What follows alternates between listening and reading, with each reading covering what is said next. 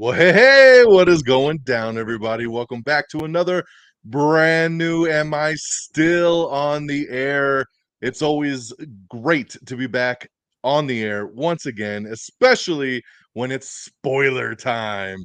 And tonight we are back to talk Guardians of the Galaxy Volume 3. That's right. Dos, tres, cuatro, cinco, seis. I am so excited to finally talk about this movie. This movie came out last Friday, and it is now Wednesday, May the 10th. And we've been waiting to talk about this one, trying to get the schedule together. And we are happy to go live on the YouTubes for those of you that are watching, and for those of you listening on audio later. Yes, this was live on YouTube, so you could pick which format you like to watch and sit back and enjoy whichever way. But I, of course, never come alone to an Am I Still on the Air, as I have my peeps with me. And so, yeah, guys, what is up? What is going down?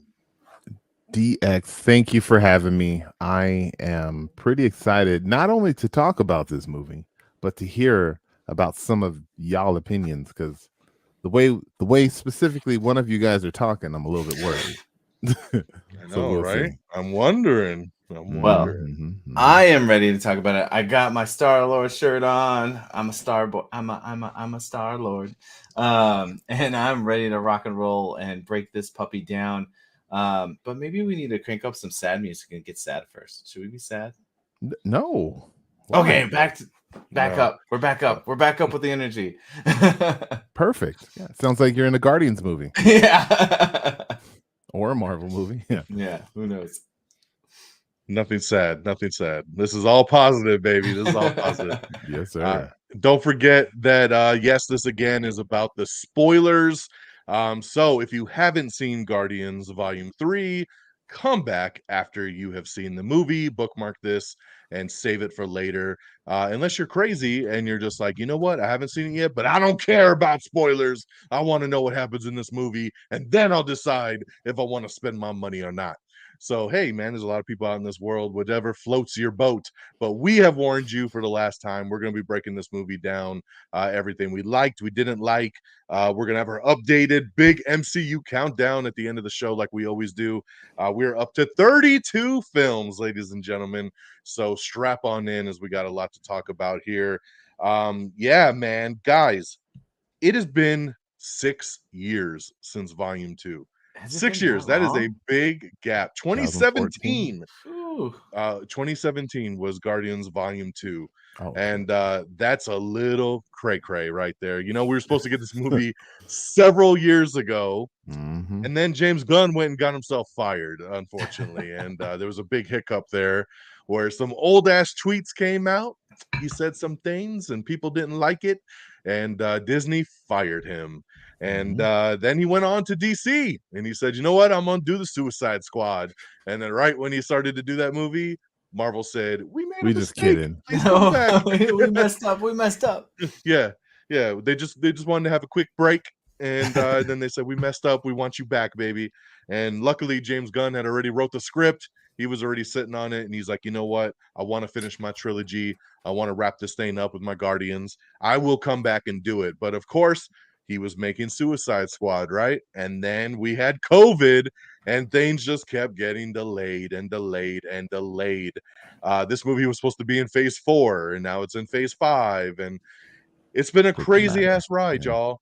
It's been a crazy ass ride. But as they say, it's one last ride for Guardians of the Galaxy Volume 3. So James Gunn coming back, wanting to make this movie, wanting to kind of go out on a high note and wrap up his trilogy. He said from the beginning, this is the end of my Guardians. This is the end of the road for my crew as we have it today. Not necessarily the end of Guardians of the Galaxy overall, but for this crew, this team that we've seen for 3 films, a holiday special, Infinity War, Endgame, some what ifs, like this is it. This is the end of it. And we'll see where the road takes us, right? So going into this movie, we had a lot of speculation, like who's gonna die, right? Drax is gonna die. Batista don't want to do this no more. He's gonna die. Yep, Zoe's Rocket's all gonna die, right? Yeah, Gamora's gonna die again. You know, like is Star-Lord gonna die? Who's gonna die? Maybe they all die. It's gonna be crazy. Yeah.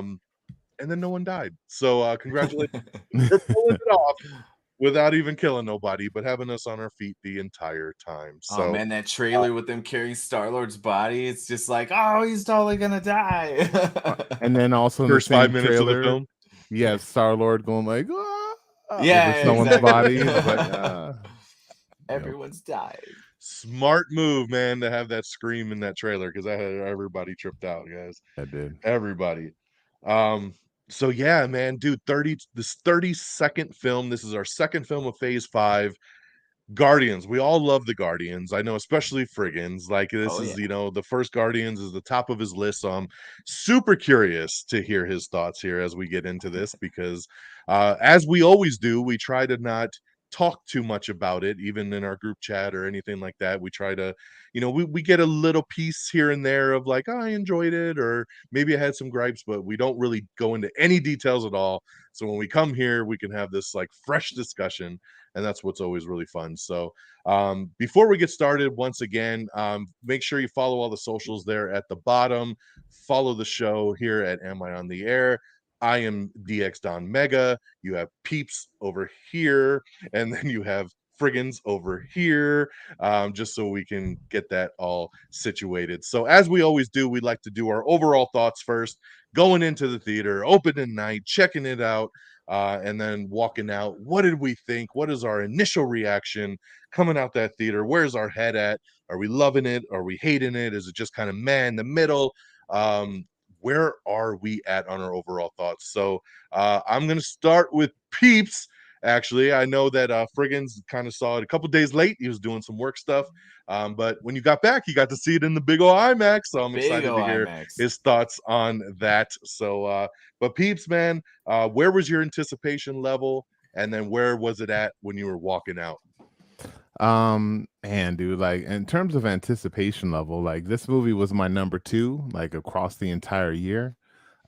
Super looking forward to this movie. And for many reasons, and I've said this 100,000 times, but I was at the San Diego Comic-Con when they released a trailer that nobody has seen yet. It's a public trailer, or it was like a private kind of thing. And that trailer hit me. And not just that, but seeing the cast out there and them talking to each other and them talking to the crowd, like they were just super emotional. And some other stuff happened there with the High Evolutionary. So I have been stoked for this movie for a minute. And then kind of like going in there. I have a friend that I generally go to see movies with, and they didn't want to go see this movie with me this year for whatever reason. And so I ended up going with my kids. So taking them there. It was a great experience. First of all, the movie was great. I loved the movie. I had a blast with the movie, laughed, cried, the whole shebang.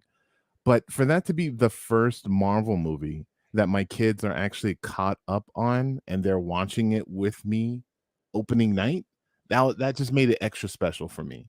We're going to be obviously continuously doing this, but I have not taken them to see a Marvel movie opening night. And so that was really dope. I was feeling the movie. Most of them were feeling the movie. My cancer sensitive son, he was like, it was too sad that I don't like that movie, which I think is understandable. I don't think this movie is really meant for like kids. So, but man, just fantastic. Like to the very end, to the credits, and it's seen this movie twice, and we'll talk about that, but there's like a little marquee that pops up at the very end, and like each time people in the theater got so excited, even though it doesn't really mean anything, but everybody's just so excited. And I was the only one clapping at the end of the movie. Stupid audience. Yeah, I didn't go at like an 8:00 showing, that's when everybody's real hype. So yeah, but anyways, man, like the energy was great. Gosh, man, I don't know how long this episode is going to be tonight because I have a lot of things to say about this movie. So yeah, I'll just leave it at that. Let me go get my pillow. Hey, but I want to I want to piggyback on that. So did you brought all the kids? I brought all the kids except the youngest because she was grounded. So Oh. yeah, the 16-year-old, the 10-year-old, and yeah, they were that was our crew. Oh, and family And then friend went too. what was the kid perspectives again? So you're the oldest The liked oldest it. loved it. She was right there with me. Like she loved it. I looked over at her a couple times, Mhm. and I'm like me, right back at her. And yeah, like that was dope. Like eh, that, and again, amazing moment for us because I took her to see that movie when she was, geez, like 8. And I'll never forget, like when Star-Lord was saved Gamora in the middle of space, she was bawling in that theater.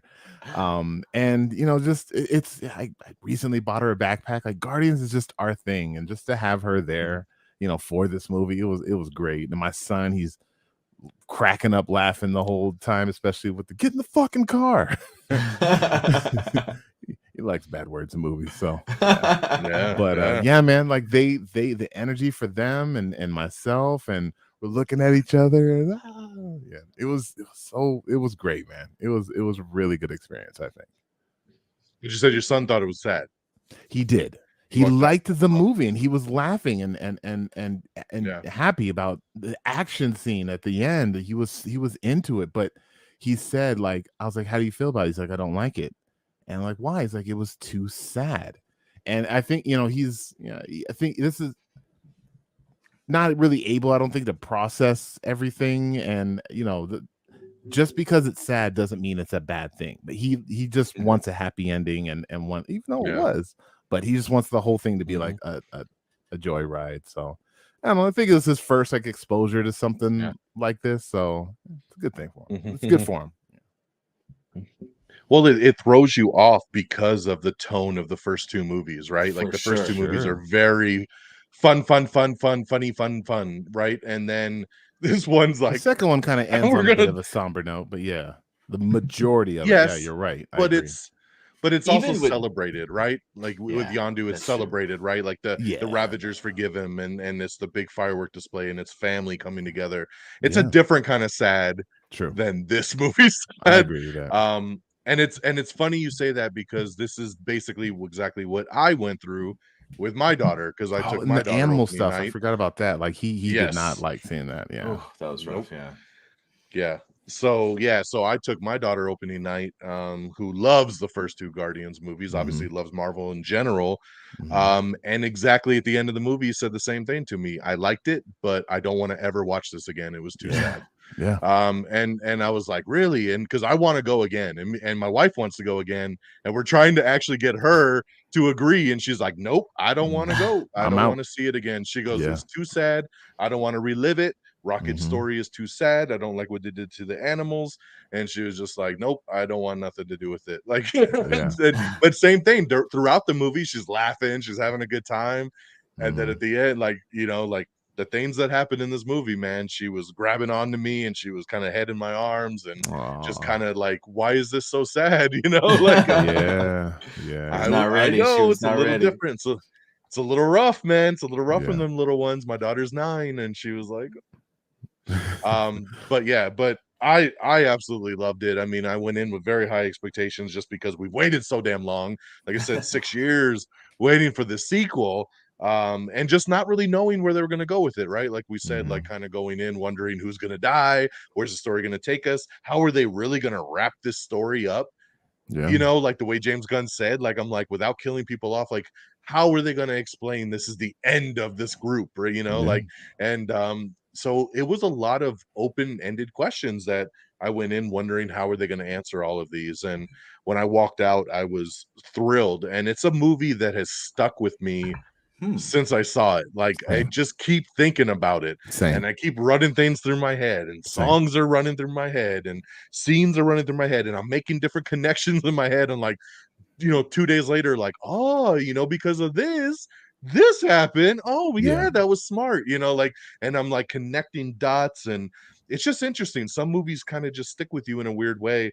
And like I said, I'm just dying to see it a second time and kind of go through it again with a different set of eyes now that I've seen it one time and see kind of what else I piece together, what else I see, or what did I miss the first time. But yeah, walked out super, super happy.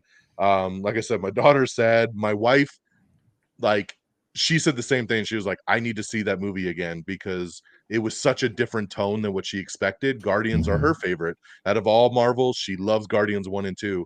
And she was like, this one was just super dark at times and deep at times. And she's Yeah. like, I don't know how I feel. I need to kind of sit through it again to see if I truly, really liked it or not. She's like, Yeah. it was a really good movie, but where does it, she's like easily like third place, out of the 3 movies, Yeah. because she loves those other 2 so much to where like I kind of had a different, experience with it. But yeah, man, absolutely loved it coming out of it. So Frigginz, man, finally, a couple days late to the game. I know it was hard for you. He went on a little social media blackout. He was like, "Yo, I don't want to see nothing. I don't want to see nothing. Don't Yep. show me nothing. Don't even say Guardians in the next 3 games." And then came back and went and saw it in IMAX. Tell us, dude, what did you think? I had quite the journey with this movie. It was my number 1 on our most anticipated list. I was so excited. So when we were at San Diego Comic-Con and I dropped off Peeps at the line and he's like, I'm like, see you in a week whenever you get to Hall H. And he's out there camping in the grass and in the concrete. Mhm. And I'm like, I don't ever want to do what you're doing right now. And then like he comes back and he's like telling us about Guardians. And I'm like, I am so jealous of you right now. Yeah. And so that just really helped like build up that anticipation. So I was so stoked for this film. And then to come to find out that like I had this like mandatory work thing that I could not go. I was out of state across the country and I couldn't have that Thursday night with my crew, my movie crew that we usually do. And it was I think I was missing out on that experience big time for sure, because that was painful. Doing the blackout, I was like, I literally, like, we have a little group chat. I was avoiding them. I wouldn't even log into the group chat because like I was afraid someone was gonna make a joke or something and I was gonna get all like worked up. So it's like everything I could do to avoid it. One of my buddies, to get a little like, in true Guardians Vol.3 tones, we're gonna go up and down with like funny and then kind of sad or heartwarming and then funny. One of my buddies who I met when Guardians came out, he messaged me and was like, hey man, when we first became friends, like this is the movie that came out, you told me to watch this movie, this changed my Marvel. He hadn't really seen a lot of Marvel stuff before that, and he like said he wanted us to see that movie together because of that like impact, and that's kind of like what started our friendship really, and that meant so much to me. I thought that was really, really cool. And with the timing with he and I were both actually out of state, and so he goes like, how about when we get back you come up to Phoenix and we watched it on the huge IMAX screen, which I've never seen. So I got to go in here, watch this movie on this gigantic monstrosity of a screen, which I mean my floor was on the ground. This is amazing screen. Everyone should go to Phoenix and watch on like a true IMAX screen. It was really cool. So yeah, I mean, it was all about that experience. And one thing I will say is, regardless of how I felt about the film, I'll never forget the experience that led up to this film. So I feel like he's stalling, Don. Stalling a little bit. I know, it's big stall. He's going all the way. All right, here we go. Overall, general thoughts. Walk out of that theater on Sunday after seeing it, and my thoughts were, I have no idea how I feel about this movie. I cannot decide if I liked it or didn't really like it. I cannot separate or combine or know what to do with my subjective criticism and my objective criticism. It is really hard to differentiate between what I didn't like and what I did like, and how it worked and how it didn't work. And it's problematic for me because like usually like I walk out of a movie and be like, oh my God, that was so dope. Or like, it was all right. But like this one, I really am struggling. And something stood out to me, what you said right now, Don. You mentioned that all week you've been nonstop thinking about Peeps. You mentioned it too. Peeps, you saw it multiple times already, I think, right? Twice. And like I walk out of that theater and I'm like, I don't know if I could watch that movie again. And to be honest with you guys, I haven't thought about it pretty much at all unless someone brought it up. And to the point where I couldn't even remember a lot of scenes.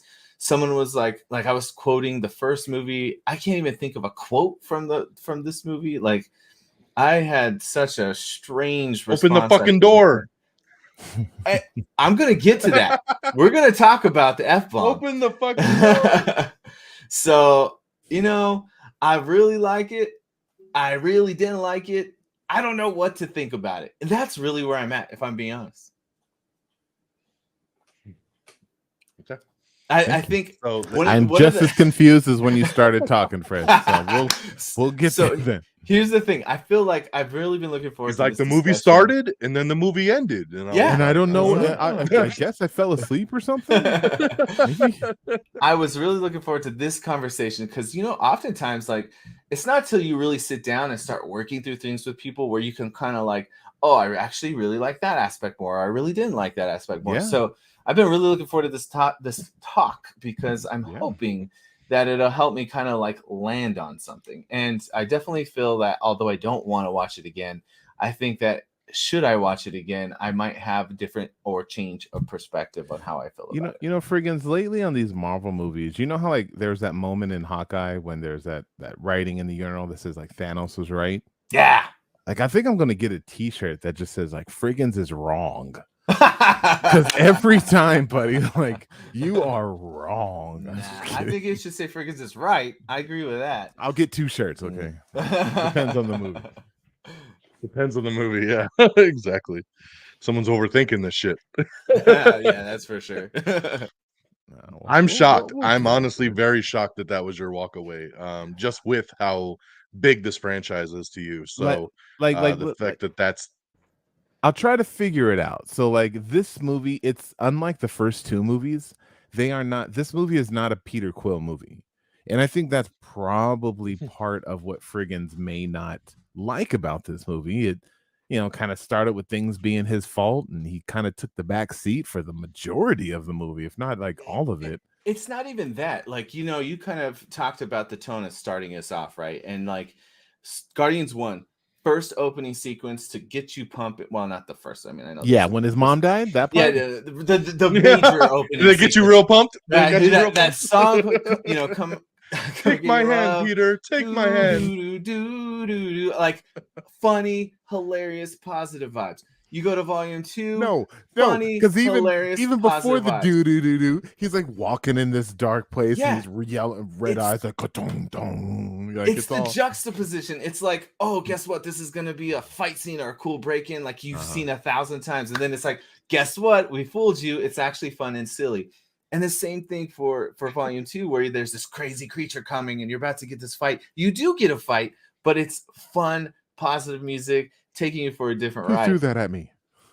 And as much as I loved nice. As much as I loved Creep and how it played in the somber tone, it was just so different. And that's the thing about the film is it's not what you expected, which can be a good thing and can be a bad thing at the same time. It's a good thing. You know what, Frigginz? You're a bad dog. Oh, come on. Take it back. No. Bad dog. All right. Well, as we always do, we like to start with the negative. Let's get it out the way so we can cleanse into the light. And I feel like I have to start almost with Frigginz because I'm like, dude, I need to know more. What is holding your overall thoughts back here? Yeah. Where's your head at? I need to know, man. Me too. I need more insight. Is he talking? You're yeah. We How can't hear did you anymore. You must have muted me. There you I go. think that's what happened. I think God muted you. They're like, no more of this nonsense. All right, The sovereign. So I'm gonna put a little preface, a little warning. This is gonna be the most infuriating for you two. This is gonna be the most infuriating review that we've ever done because I'm gonna literally say, oh, Peeps likes using the sandwich analogy, right? I'm gonna be like, I freaking hated this ham sandwich, and then 5 minutes later, I'm gonna be like, but I love ham sandwiches. So you guys are about to hear like I hated the same thing that I loved. So get ready. Okay. All right. The number I appreciate one, you admitting that ahead of time, just so you know. I'm just getting it out there. Yeah. All So right. now the number one, my This number sucked, one, but I loved it. yeah. my number one dislike of the whole film. Now this is only a dislike. There's nothing good about it. It's 100% thing I hated the most about this movie. They did not give Star-Lord a freaking mask. They talked about James Gunn talked about that. I'm gonna have to go watch that because I'm ready to file some petitions. Like, they had the perfect opportunity using the costumes from the comics to use the same like updated cool new mask. It drives me nuts. I hate it. I hate it. I hate it. His mask was in the drawer and nowhere, and they got attacked by Adam Warlock, and he had to get the fuck out of there real quick. I know what you're saying, but hey, like, my friend is dying. I need to leave and go help him. Like, this is the thing that I'm focused on. I know, yes, the fans and everybody. Keep it in the ship. Like, I would leave it in the ship. Why are you leaving it in your lunchbox? Like, and he doesn't have in his bedroom. The in his bedroom. His rocket boots, which he was also missing in Volume 2. If he has them in Volume 2 and he has them in this movie, they're a totally different situation. But by the end, he broke his mask. He broke his mask in Volume 2, but shows up in Infinity War with the mask, so he could have got new ones. James Gunn didn't like that either. Anyway, that really drove me nuts. Honestly, I'm all about costumes. I know people that know me know about costumes. Same. And missing that mask. I'll say it was one of the first things I noticed as well too coming out. I said to my wife, I said, I don't think he ever put the helmet on that entire film. I didn't really think why. I was just kind of like, that's weird, you know, especially I think it dawned on me when he was dying in space at the end. And I was like, hey, where's the damn helmet at? Like, that would have taken care of this situation. It dawned on me would have been kind of flushing out of it. It dawned on me in the trailer because I was like, I don't think they're gonna give him the damn mask. Like, I immediately caught on that, and so I was already pissed off going in. I was thinking it would be neat to have a different mask because he had that Thanos imperative kind of Guardians of the Galaxy colored suit on. So like, what if he had like, it's more of like a helmet, right? That he has on. It still has the eyes and everything, but it's like has like a top and everything. Mm-hmm. So here we go is where I'm going to start breaking. One thing I want to really point out, and this is 100% a Fred thing. So I'm sure it doesn't bother you guys as much. I'm sure Peeps knows what's coming. I almost feel like I have to apologize to any listeners that might be into the furry game. This is a completely subjective frustration that I have. And that is, I have a really hard time with anthropomorphic things. I have some people are afraid of clowns. Some people are afraid of, I don't know, jackets. I don't know. Stupid. But like, all dumb. They all belong on Maury Povitz, and everyone's gonna laugh. Oh, Peach. Maury signed me up because I have a fear of furries. It kind of creeps me out. I can't explain it. I'm sorry if you like doing that stuff. Fucking fear. But it just creeps me out. So when I come into this movie and like half the movie is doing with anthropomorphic, furry looking race or whatever, like it's just I had a hard time getting past that. Again, it's just if you're afraid of clowns, you're not gonna watch Attack of the Killer Clowns or whatever the hell that movie was called. So yeah, that was the biggest thing, and I feel like this focus on not only this planet with these like anthropomorphic people, but also the rando bad guys that are like half robot, half animal. They look like Toy Story Sid villains. I hated them. I'm like, God, why can't they? I just want like a general alien thing, which leads me into another one of my main complaints is James Gunn's weirdness. So I love James Gunn. I love like his writing ability and what he does. Statement. Exactly. But he's freaking weird. And he like Guardians 1 and 2 was on that border of like, this is cool, weird. But this broke into like Slither weird. And a great movie. I couldn't stand that space station living building or whatever the hell that was that grossed me the hell Pubic out. hairs all over it and all Yeah, so gross. The dumb costumes that they wore with those like so what are they? The Michelin so Man wrong. stupid things. Like, so come wrong. on. Those are It great. was terrible. But here comes contradiction.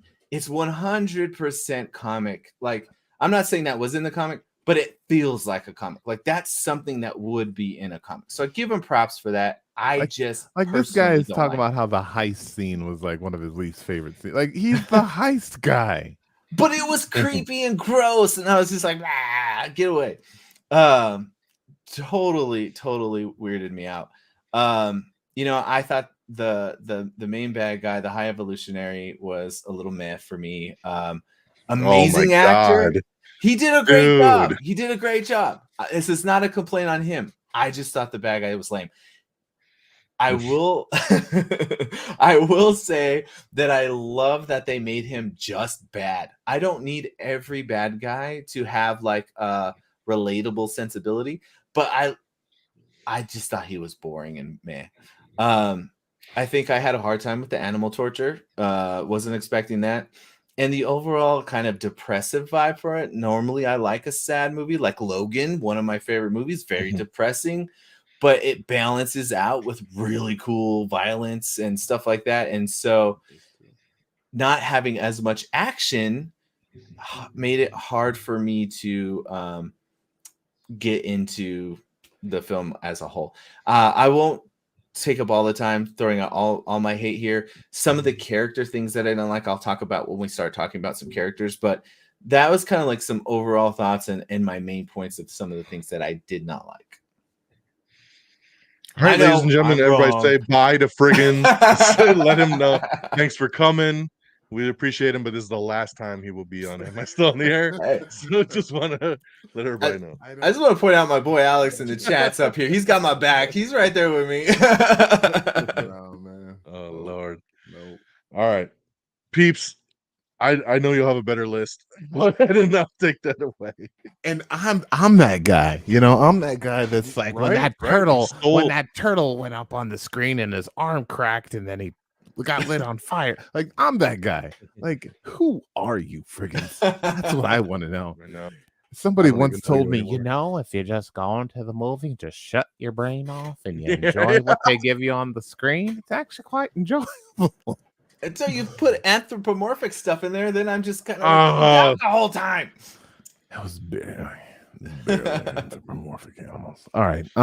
Okay. So my nitpicks. I was gonna say the helmet thing, but James Gunn specifically mentioned on the Twitters he did like a I'm going to be answering yes/no questions for the next hour. Yeah, and that was the question he answered. Like you know he was on the run, or not on the run. He had to get up and go. It was in the in his little shop in his drawer. Yeah, it was in his dresser drawer. So stupid. I'd have one in the sock drawer and I'd have one in the spaceship. Also, the spaceship should have one in the spaceship. I'll give you that. Spaceship sucks. Yeah. In the world of like a comic book character looking the part, like everybody else is just them. Star-Lord is like the helmet, but at the same time, like Thor doesn't wear the helmet anymore. Like, how many movies has Thor been in, and how many times has he worn a helmet? So he's also a god. Star-Lord's just a puny human. He was a god. Anyway, he's a lord. Let me see. So I guess two other nitpicks, but one of them doesn't really count. The only other like nitpick that I have is I feel like this is kind of a missed opportunity to give us some like maybe some background on some characters. And I'm sure the reason why they didn't do what I'm about to say is because these characters are established Marvel characters and they have their own histories and storylines that maybe they'll get into one day or not. But I think that with them creating an Animal Land, and we have a fucking talking duck that we've seen every movie, it would have been a neat little way to throw that back in there to be like, oh, After Earth, that place sucks. I left there like years ago. Something like that. I think that would have been awesome. Maybe explaining like that's kind of where Howard came from, or Howard like fucked off of that place. He used to be, I think he's a detective, and he's like, yeah, no, that place, they didn't have any good jobs, so I left. I don't know, something like that. I think that would have been cool. Yeah. On top of that, I was thinking, okay, Animal World, and they're just their heads are like animal. I'm like horse head. Beta Ray Bill, like the whole planet is exploding, and then like he gets burned in the face. Beta Ray Bill has like a horse head, but like no lips, so maybe his like front of his face gets like burnt and mauled, and then he's got like this look, and then that's just it. Maybe he's just floating around in space. He's like the only, and that's another thing with Beta Ray Bill. He is the only one left of his race or whatever. So whatever, it doesn't have to be, but I think that could have been a fucking thing that they threw in there. But all right, fine, we didn't do it. It's okay. Missed opportunities that weren't even part of the storyline that I'm bickering about. And even I was thinking, how funny would it have been to have like a half girl that is also a half squirrel in there to kind of throw that in there. I think Frigginz would have liked that too. You had to add the squirrel. I did. That was for another you, thing I absolutely hate. that was for you. So that's really it. My only other thing, and this is something we'll probably talk about a little bit more. I have a fear that this is going to be the final Marvel movie that I am actually going to enjoy on this level for a long time. There's nothing on the books except for Deadpool that has me excited. And I don't know, like, I don't think a Fantastic Four movie can give me this level of excitement, or even the first Guardians of the Galaxy movie. Outside of the next X-Men movie, which we don't even know when that's going to be a thing, there's really nothing else that I'm really excited for and looking forward to. And that kind of sucks, because I feel like maybe that is that burnout that's finally starting to hit me.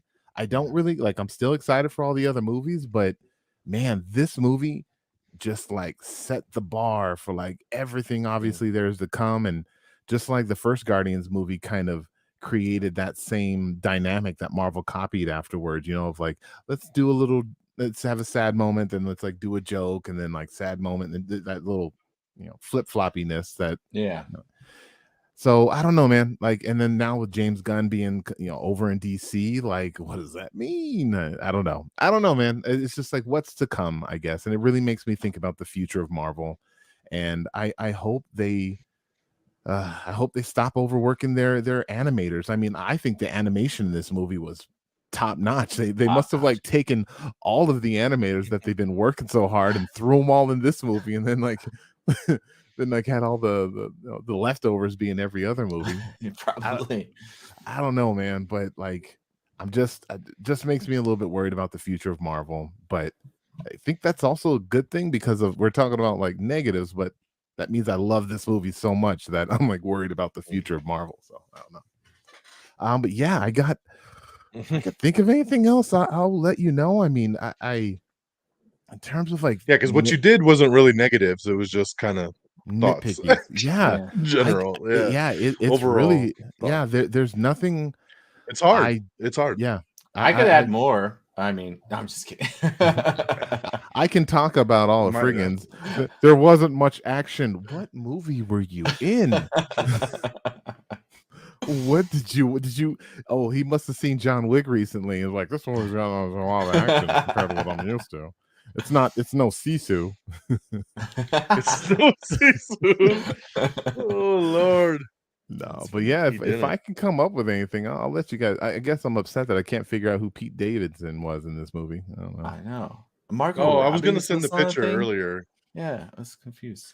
He was in a random alien. But, yeah, I'll share the picture in the chat. I had it earlier, and then I was like, oh, I'm sure he knows who he was at this point, so I didn't post it. How about you, John? I mean, with how much you were talking about the excitement coming out, I'm curious to see if there even was anything you didn't like. There's nothing. I don't have a fucking thing on my list. Dang. Nothing. Yeah. Nothing at all. Except for Creed. I tried. Yeah, if you want me to nitpick, shitty opening song. So did not appreciate that. I wish they could have picked any other song to open this movie with. But yeah, I mean, but I get it. I can even bypass that just due to the way they wanted to start this movie, right? It is what it is. But yeah, I mean, honestly, like, everything hit for me, man. Like, yeah, like, would I have liked it to be a little bit lighter? Would I have liked it to just be a big laugh fest and walk out with my daughter being like, that was the best ever. Sure, but I wouldn't change anything. I mean, like, Nothing. the story that was told is important. Like, I loved getting that backstory on Rocket and like where his name comes from and him finally figuring out he's a damn raccoon. Like, just different things like that we finally got, right? Like, Such a I mean, for 2 movies, and like even there's that part in the Christmas special where Kevin Bacon's like, "Is that a raccoon?" And he's like, "I'll kill you." He gets like so mad and like goes yeah, to attack Kevin Bacon. Like, he hated being called a raccoon, and then for him to yeah, be like, "I'm Rocket Raccoon," like, like Yeah, that's with his dope. gun, I was like, "Yeah." yeah. Just seeing that all unfold, man. Lila and Teefs and Floor, like all that stuff, dude. It was great, man. Mm. Like him, it's good to have friends.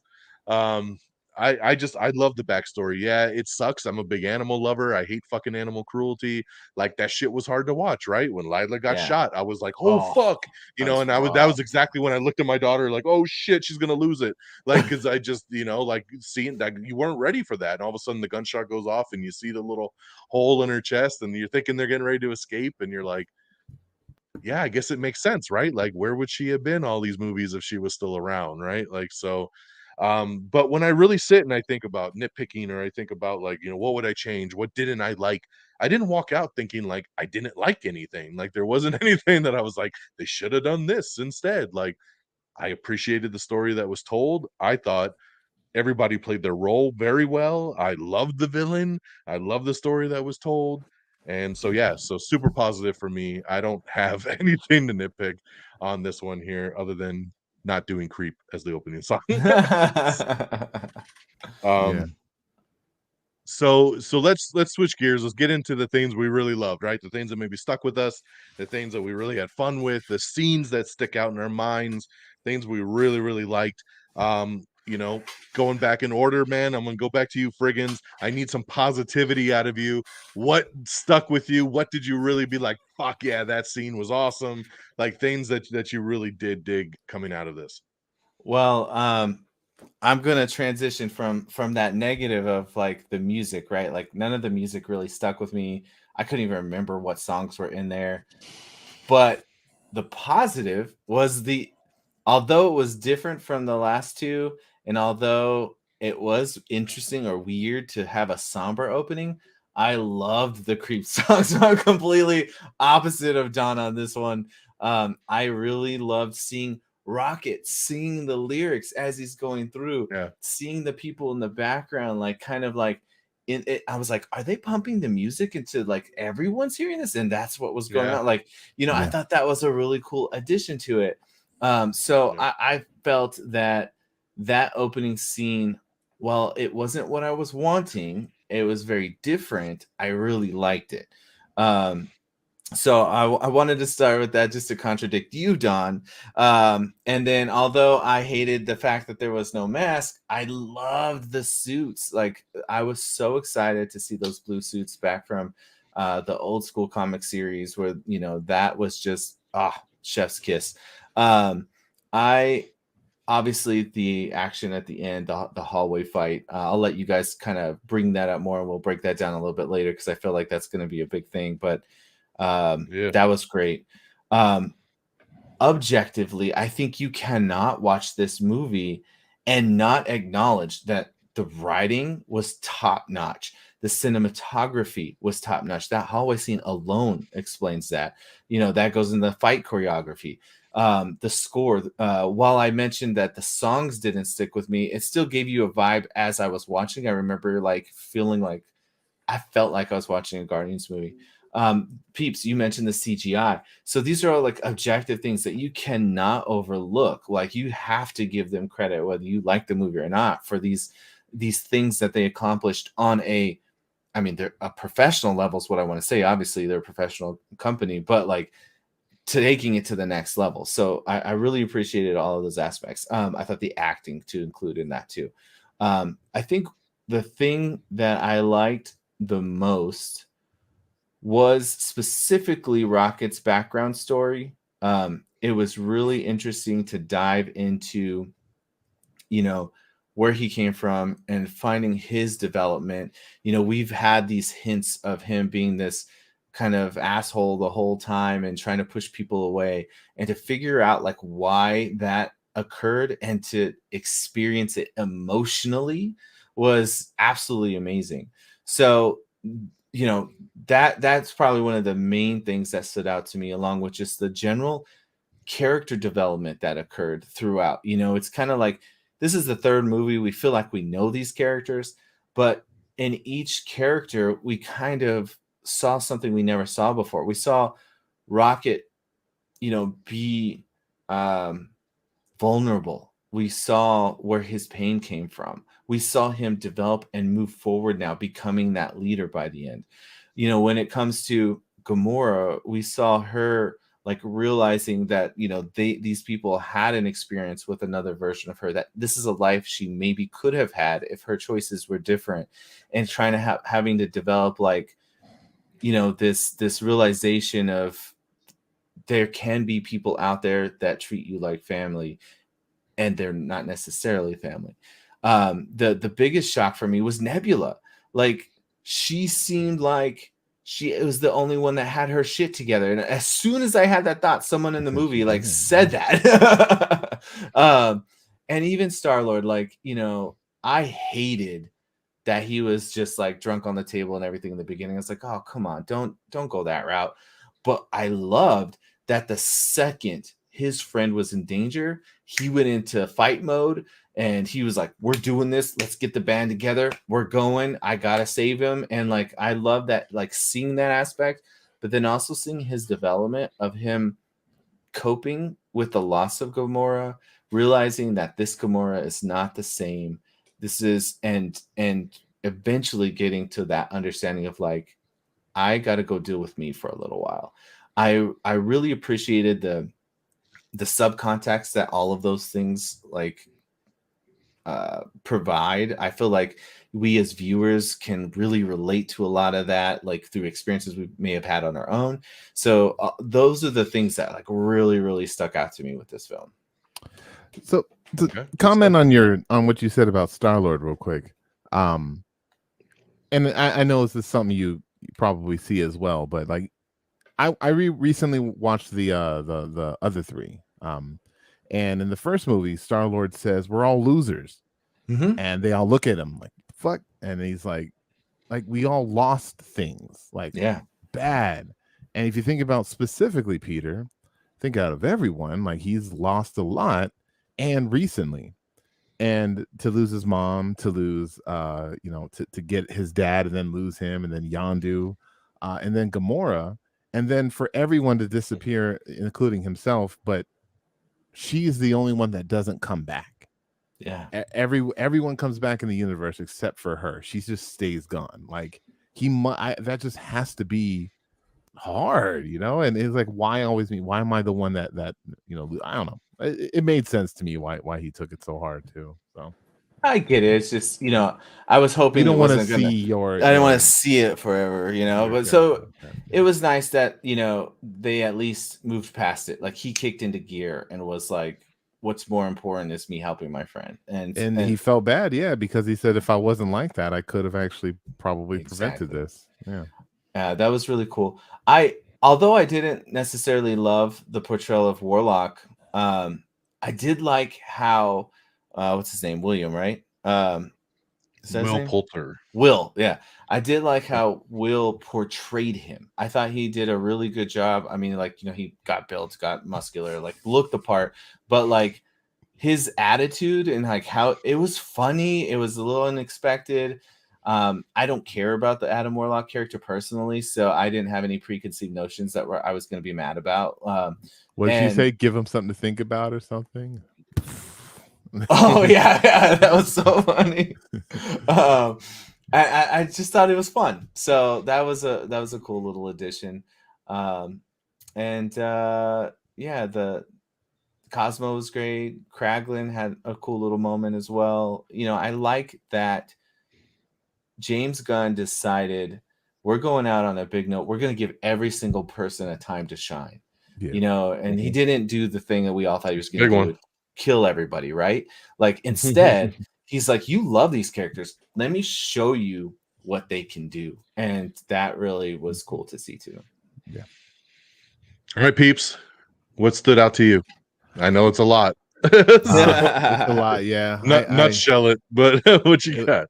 It was so much that when I went to record my spoiler review, that I do both a spoiler and non-spoiler, I was like, "There's no way I'm going to be able to do both of these in one episode." There's just so much that I like, and I know even tonight I'm not going to say some things that I wanted to say, but to go off of what Frigginz was saying, everything he said, special effects, like the way the movie was put together, like really good. Everything I could ask for in a comic book film.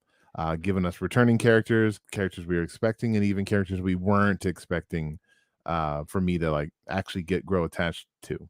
The fact that I am on screen upset and emotional for a fucking CGI raccoon Right.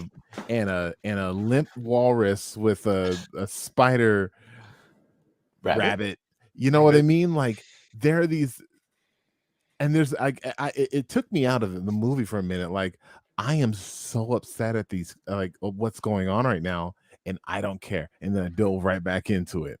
Like it was incredible. I think how they just not even just those characters, but like even when you're seeing an entire planet being destroyed, and they're not showing you what's happening, but you're like, this is an entire civilization that's just being genocided right now, and it's horrible. And that goes into my next thing, like the villain. I disagree, Frigginz. I think this 100%. high evolutionary was incredible. Like you said, I thought it was refreshing that we don't have a villain that is out to destroy the world.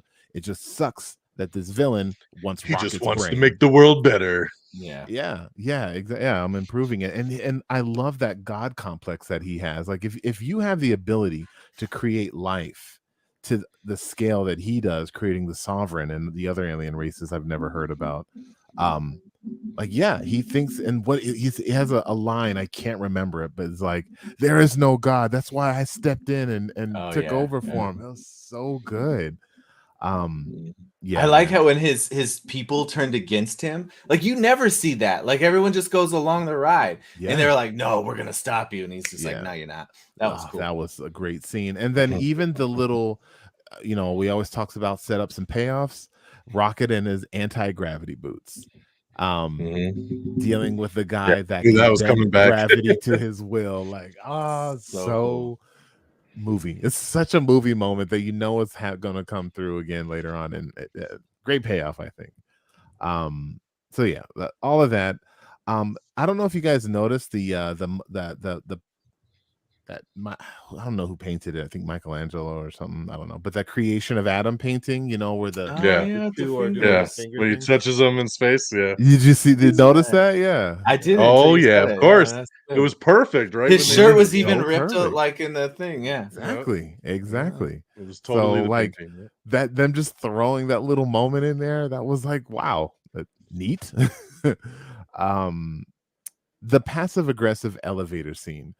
So I feel like that scene was a shot. James Gunn, like at the maybe the Russo brothers, maybe it was Disney, I don't know, but him explaining everything that had happened between Guardians 2 and then this movie, he's just like, and then my girlfriend fell off a magical cliff, and then and then I lost my temper for some reason and punched him and jeopardized the whole universe. And I don't know, that whole bit was, and then Nebula, that's pretty much everything that happened. I love that. You're leaving some parts out, but that's overall the gist of it. That's just of it. Yeah. The moments where you think someone's going to die, like he knows that we're coming into this movie expecting that, and Drax getting shot in the chest and in the back, like no, and then Rocket freaking walking to the light, and she's like, but not yet. And I got so happy. I got so happy when she's like, but not yet. I was like, yes. When they were trying to do the code and the code didn't work and they thought they lost Rocket, and I was like, oh shit, all of that, and they still killed him off. It was Yeah. crazy, dude. I Yeah. was like, no. Yeah. Man. And then Star-Lord at the end, dude. Like, I thought that was it. I was like, that's a and it Yeah, was like, man, and when they're his face doing it. puffed out, I was like, we're Yeah. done. Yeah, and I'm Done. like, and they're going to do it in the most dirty way possible that they can't bring him back, is what I was thinking. I was like, yeah, he's going to shatter in 1,000 pieces, and then an alien's going to come eat it, and it's going to explode or something. But like, I just thought again, kind of like kicking the nuts. I think James Gunn was going to do towards the character, not really Chris Pratt, but yeah, man, just all of it was so great, and this movie overall, like things I like. It just fits. It's a great trilogy. I think if you watch all three movies, it feels like it what did I say? I quoted Scream in one of my episodes, and Randy from Scream 3 says, we're in a trilogy. True trilogies are going back to the beginning and discovering something that wasn't true from the get-go. I don't know, whatever. Maybe that happened, maybe it didn't, but like you said, DX, them talking about Rocket's or Fred said it, but them talking about like Rocket's history, and even in the last movie in part 2, when Rocket and Yondu are going back and forth, and Yondu's like you're me, and you've had a rough life, but you've taken all of those heartaches, and you've turned them into who you are today. And I don't know, and to see what Rocket's been through, and him being able to do things that the high evolutionary can't do, and the high evolutionary just can't get over it. He's like, how is it that I am so perfect? I create life, and you are able to, you're basically smarter than I am. And it just bothers him to his core. And yeah, man, just so many things. And we'll talk about the last, that fight scene at the end, and then Groot's little "I love you guys" to like that last scene where everyone's dancing together, and like no one's dead. This is a legitimately happy scene, and I'm like fucking emotional right now about seeing these people just having a good time, dancing. Drax dancing, and you know how he feels about dancing, but fucking seeing Drax dancing, I'm excited about this shit. What the fuck is happening here? Gosh, like I can go on and on, but yeah, a lot of stuff. Yeah, man. I don't think like we could sit here for another 2 hours going over like everything, right? That really touched upon so much. I agree with everything you just said. There were so many key moments in this thing. I love the opening, right? Like, I mean, we start off a little somber, right? We talked about the song, we talked about, Peter's drunk, and okay, we get him to his room, we drop him off. And then Warlock shows up, right? And he just fucking wrecks shop. And I love movies that just go right at the beginning. And like that opening scene, dude, is fantastic. Love it. I Like mean, the beams coming out of his hands when Drax is holding him. Oh, that and was cool. Dude, and how the music changes, right? You see him flying down there, like, what the hell? And then, like Nebula's got her little jetpack, and like just all the little enhancements that they did. And just everybody gets a moment in that fight, right? And he breaks Groot, and Groot's a little head spider walking around, and like just like he literally had to grow his body back again. It was crazy. When he ripped Groot's head off, I was like, did he die again? Like, yeah, dude. Nuts. And then we joked earlier about it, but yeah, when then Kraglin tries to do the arrow, and it just who threw that at me? Nebula. So funny. Oh, dude. You're talking about when Nebula, he hits Nebula. Stabs her. I'm talking about when he hits Warlock with it, and he's just kind of like, who the hell threw that at me? Babies threw that at me. Just the way he said it was just so funny.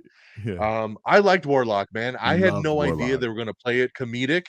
Like, I thought it was going to be super, super serious. And I like that they explained that he came out the cocoon too early, right? So he was kind of childish, and he wasn't fully grown. And so like he didn't know, right? He's that fish out of water kind of thing. Like you said, like they're like, show him what's up. And he's just like, psh, and like the guy's like bone, and they're like, not like that. Well, you said show him what's up. You said, right? And then I love that whatever that little creature was, that he took that thing under his wing, like Yeah. It was Why is so it looking funny, at me like that? I don't like the way this makes me feel. Exactly, dude. High Evolutionary, fantastic, man. I love that dude. He's so good on Peacemaker, and it was cool to see him here. I love just the reveal of just the story of where he was and what he was doing with the animals, and he's trying to do a good thing, right? And I'm creating these creatures, but they're all super violent. Why are they so violent? And then Rocket figures it out, and I love that he was so pissed at Rocket because he's like, I'm the smart dude, and then you went and figured it out, and I don't like that shit, right? Because like, what the hell, man? You're my creation. How are you gonna tell me like what I did wrong? And I love that dynamic between them. To where Rocket's like, okay, I'm like, he puts those little pieces together and figures out how to open the cage, and he's like, let's get out of here. And when they shoot Lila and he kills the other ones too, heartbreaking. But then that scene, dude, when he jumps on the High Evolutionary and he's just slash, just fucking him up, dude. And you're like, have wow. to come back later on, yeah. Yes, and then you see that it's a mask and he's like Skeletor underneath, and it was crazy creepy, dude, man. Some Red Skull shit right there.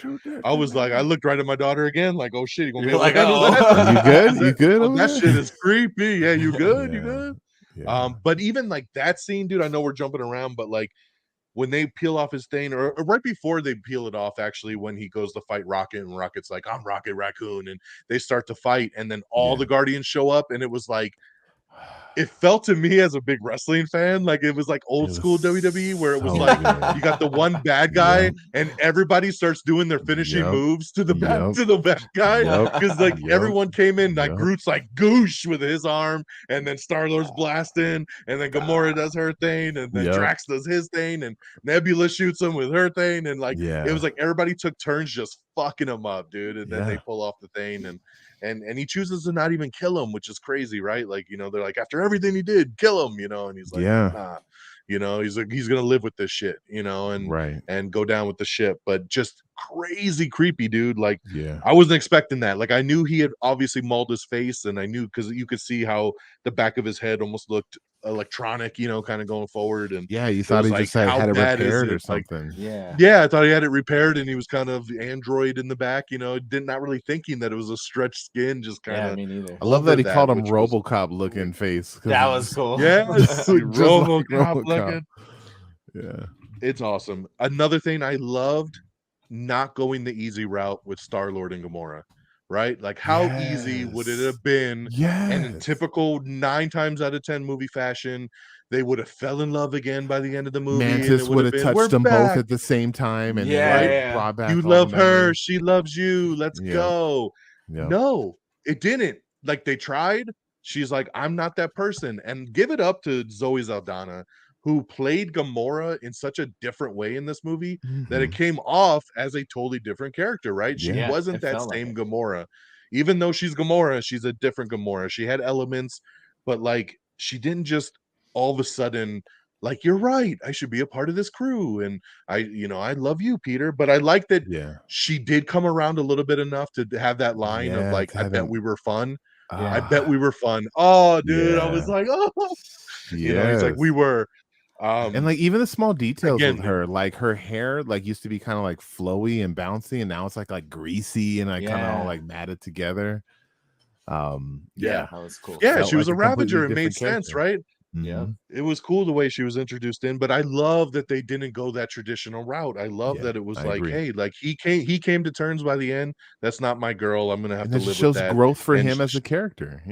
For all of them. And the growth for her too, that she understood Groot by the end of the movie. Right in the beginning, she's like, "What the fuck's this thing saying?" And then by the end, she like kind of had that moment where she's like, it was fun serving with you too. Like, she like understood him. So just to clarify, do you interpret that scene as she's okay? Yes. So we, the audience, know that she understands. Okay, it's not that he was speaking common language. Okay, correct. Yeah, got it. I just when if you're around him long enough. Oh, go ahead, Don. I was just saying, when you're around him long enough, it's like that's why all the Guardians understand him, right? I don't think Star-Lord ever took a class or read a book on how to understand Groot. I just think like they've been around each other long enough that everybody knows what he's saying at all times. And then when Gamora joined them up, since she wasn't the Gamora that grew up with them, that she didn't know what he was saying for the whole movie. And then at the end, when he showed up, she was kind of like, yeah, it was a pleasure serving with you too. And she just had that look on her face like, oh wow, I actually knew what you were saying right there. It was Like, great when she she's got like, it. "You guys are just making up that shit, right?" Like, Yeah. because I've And- thought that Yeah. before too. Like, and that even makes you think a little bit about Groot. Like, does that mean like until you actually have like some kind of emotional bond with him, you're not going to understand him, but once you have that connection, Possibly. you're able to connect with that. Yeah, I don't know. I like Which it. is I like awesome that. because you do have, so Peeps, you alluded to it earlier, that moment with Groot at the end, right? He goes, I Mhm. love you guys. Yeah. And when it happened in the movie, we all kind of looked at each other like, come on, like that's a fucking stretch, right? All of a sudden he can say these random ass words, But he did right? it. Like I'll take the we or Groot, but like, I love you guys. I'm like, we just trying to give Vin Diesel another line to say what's going on over here. Right. And then walking out the theater, and as we started to talk about the movie, we were like, you know what? I think they, like, us as an audience, understood who he was. Yep. And I was like, man, I hope Mhm. we get confirmation on that. And then And we by did. the weekend, Yep. James Gunn, they Oh, were he like, did confirm please it. tell me that he did confirm it. They like, Okay. somebody tweeted him and said, tell me that this interpretation is what really happened in the movie. And he's like, yep, that's exactly what we were doing. So Perfect. that was awesome to get that validation, because it did seem so off. But then when you think about it that way, like how Gamora all of a sudden understood him, we understood him by the end of the movie, right? We've been with him now for multiple movies, and we've seen him grow up from the little thing, in the planter, all the way up to adult Groot, right? So then it makes you realize and kind of appreciate that moment even more, which is awesome.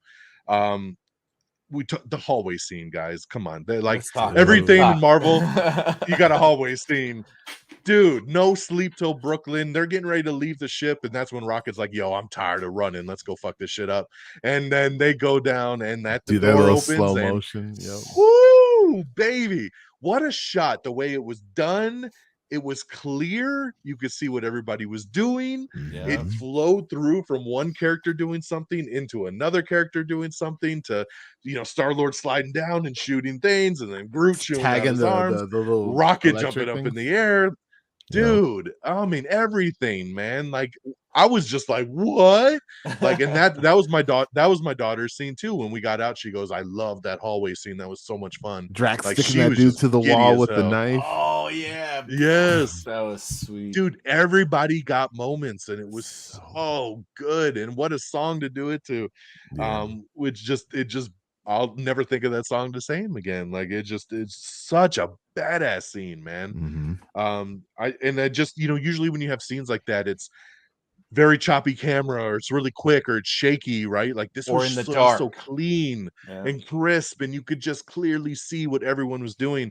And I love that it ebb and flowed from character to character of what was Rocket in going the on. air, and you could like it just goes Yes, 360 around him, and he's I like, wonder, yep. like, And it he felt lands like on Groot. it felt like an homage to like the original Avengers when they kind of like were switching between the others as well. I love that like Sure, yeah. connectivity of the Yeah. group, and it just Yeah. works so well here. Yeah, Yeah. I love it. Nebula gets all knocked like in half, and then she's like, Or like all back. Oh, yeah, Yeah, yeah. dude, she was all jacked up, and she just kind of came click, back click, all. click, click. I love when she snaps herself back together, man. Just hell of a scene. And real the- quick, Don, I don't want to interrupt Yeah. you. I'm gonna interrupt you. No, go ahead. But that's moment when Nebula says what the High Evolutionary is doing to Rocket is so much worse than what Thanos has done to her.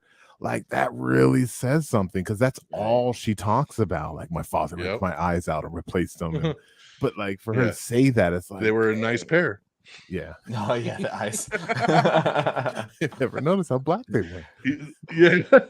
Well, he picked a good pair. I love that scene, dude. It sounds like you're talking about her. Stop it. Yeah, and he's just like, maybe. So yes, great stuff. I thought this was the best everybody was out of all the movies, out of everything we've seen with all of them. This was the best Chris Pratt has ever been as Star-Lord. This was the best for Zoe Saldana, the best for Dave Bautista. Mantis was off the hook. This was the best for Nebula. Like we said, Nebula's arc going back from the first one of just this villain and just kind of, paint by numbers, little henchman kind of character, to where she is now is incredible. The leader of a this society. Was the best, yeah, this was the best that we've seen Bradley Cooper do, hang in there with Rocket. I always thought Bradley Cooper doesn't get enough credit, man. Voice acting's fucking hard, and he does this voice so well that like you forget that it's Bradley Cooper, man. This is Doesn't an even sound A-list like him. superstar. Doesn't sound like him at all. Like you see all these other animated movies we go see all the time, and you hear the actors so clearly, right? Oh, that's so and so, and you forget all the time. Like that's Bradley Cooper because he does such a unique voice for Rocket, and he just gets the shine in this movie, man. Big time. Everybody shines, dude. You have the moments with Kraglin and Cosmo and the Bad Dog, and just all that stuff that works so damn well. One thing that I don't think I see enough people talking about that I saw and makes so much sense too is like when Rocket comes back to life right on the ship and he finally awakens and he's out of the coma and Nebula hears his voice for the first time and she's like, is that Rocket? And he's like, yeah, it's me. And she's like she puts her hand over her mouth and she's visibly shaken like, oh my god. The thing that everybody's missing is after Infinity War, it was only them two. Everybody was dusted. Yeah. It was Rocket and Nebula for 5 years together, coping with the loss of the entire Guardians. So you think about the time they had. They said that he's the one that did her new arm that could shapeshift and everything. Like, you know, like their connection, because he even says, like, where's Nebula? Like, you know, and so you see that connection between them. Yeah. And that's such a big piece right there when you think about it, that literally that's everyone huge, was man. dusted but those never two. thought of that. You know, and because just I remember her being like, oh, like in the movie, and I remember at first kind of just being like, when was she that close to Rocket that she would be so visibly shaken, you know, like that, because you don't really see that emotion from her at all, right? And she was, and like and just her, like I said, her arc all the way to the very end. Like I said, giving them super kudos for not even having to kill anybody off, for being able to wrap up this story, save Rocket, come to the end there where it's like, okay, so we saved the day, and now Mantis needs to go find herself, and Star-Lord needs to go see if his grandfather's alive, and Drax and Nebula are going to take care of the kids and Nowhere, and you know, and now Rocket is the leader and he's going to take on this new group. And it's kind of like, you know, like Rocket says, like, is the band breaking up? And it's like, no, like we're just gonna do another version of it, basically. Like, you know, like we'll still be a family, we'll still be together, but everybody just kind of going their own ways, you know. And like I said, before we started recording, that damn Dog Days Are Over song like kicks in, and I've always hated that song. But in the way it's used in this movie, it's gonna stick with me in a totally different light going forward, because that's the scene that's playing when, you know, Groot starts dancing and he starts playing with the kids, and then Rocket's kind of not there yet, and you see Drax wave at Mantis and Mantis waves back, and it's the goodbye for them, right? Because they're so close, you know. And then you see Star-Lord showing up and his grandpa is there. This is all while that song's playing, so it just has such an emotional beat to it. Like, oh my god, like his grandpa notices and recognizes him immediately, like, oh my god, it's Peter, you know, like and he hasn't seen him in 30 years, you know. And it's just the way everything pieces together. Then finally Rocket starts dancing, and you got Rocket dancing, Groot dancing, and then Batista kicks in, and you kind of have this sad but happy ending at the same time, you know, that's just like super emotional. And I'm sitting there like, oh god, like I can't believe like this movie right now. Dude, like it was nuts, man. And like Drax's little arc too, like Nebula saying like, you're just the big dumb idiot, and then to see like his paternal side kind of coming out, and like how you know, the monkey sounds beep boop beep boop boop. Oh my god, that was funny. Or and I love the line of like, you're not meant to be a destroyer, you're meant to be a father. Oh, you know? that kills me. That kills me, dude. That was great. I like too when Mantis like makes him forget that she called him stupid. Like that was pretty deep. I mean, I was pretty shocked by that moment. Like, he's like, did you see the way I knocked on that door? All by myself. Batista's got some great moments in this thing, man. Like when they go into that weird ass planet, and Mantis makes the Just security trying to guard. lay on the- You're in love with him, and the guy's all Oh. like, "Oh, hey, what you doing later?" He's like, And "Not oh again." God, nothing. Yeah, Yeah. It's like, no, dude, no. But he keeps trying to lay down on the couch. It's like the that was stupidest great. gag. That Oh, was it was so funny, dude. He's Dude, like, "Why is it oblong?" Like, you Yeah. know, it the doesn't make any sense. dodgeball, the design dodgeball shows. to the face, just boom. Can I have that picture so I can hang it? That's up when you're why done? that dodgeball part from the trailer was why I didn't think Drax was gonna die when he got shot in that middle scene, because I was like, dude, that part hasn't happened yet with the dodgeball. Oh, Like yeah. that was definitely something, because I did think for a moment, because he looked super hurt, man, when that blaster Yeah. hit him in the chest. But Yeah. I was like, we haven't got that scene yet with the animal creatures on that planet yet. Yeah. Yeah, Oh, just dude, the way Star-Lord. everybody kind of finds themselves. Star-Lord, when he like tries to put the moves on Uda, Oh, and that scene was great. I thought you were kind of a douche, but I thought you were kind of douchebag. And then later on, Yeah. like he's like, "Hey, I just need to talk to them." And then I just needed access to all their suits. Thank I'm you. not an It's like idiot. Yeah. yeah, I know. That was so good. That was so good. Told you I it would really work. Yeah. liked that. Told you That she was liked good. me. Yeah, exactly. Yeah, I love these. Like, see, I told you that shit works. Yeah. Yeah, that scene was great, dude. He turns on all the suits and everybody's flying around and doing all kinds of weird shit. But the Nathan Fillion cameo, great. You know, I Yeah. love that he was Nathan. like, I got one of them guys too. And he said that again later on too. Yeah. Yeah. Yeah. He's like, I know, I got one of them I too. got, yeah. Like, just so good, dude. Gotta love Like, Nathan I love Fillion. so funny, man. So funny. Yeah. Dude, there's so many moments, dude. My brain's like fried right now, like trying to Yeah, think of dude. everything.